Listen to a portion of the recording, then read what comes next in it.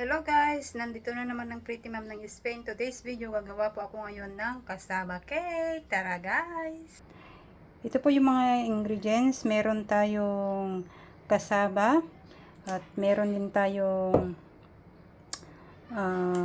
vanilla, condensed milk, nata, leche evaporada, 2 itlog, half cup na white sugar, at saka yung ating melted butter. First guys, linisin ko muna yung ating cassava at saka natin kayurin. Ayan guys, natanggal ko na yung kanyang balat at ngayon kakayurin ko na.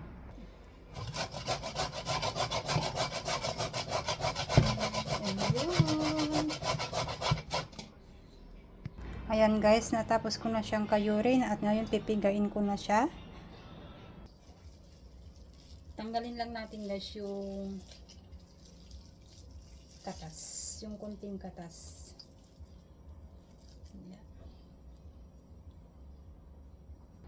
Yan, dito sa bowl guys, ilagay ko na yung grenaded na kamuting kahoy, yung iba of milk, coconut milk, condensed milk, yung ating butter, yung half cup na sugar, at saka yung egg. At yung coconut natin na dry coconut. Wala kasi akong fresh na coconut, kaya ito na lang guys. Ang ilagay ko yung dry na coconut. Mix natin. At saka yung ating vanilla extract. Yan, ilagay na natin guys yung ating cassava cake dito sa baking tray. Ayan, i-bake ko na siya guys ng 45 minutes. Para sa toppings guys, meron tayong 2 egg yolk, condensed milk, at saka yung coconut milk. Mix lang natin hanggang well combine. Yan na guys, ilagay ko na yung toppings.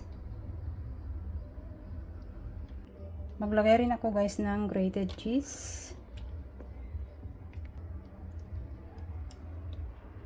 Ayan, binalik ko uli siya guys sa oven para lutuin yung kanyang toppings.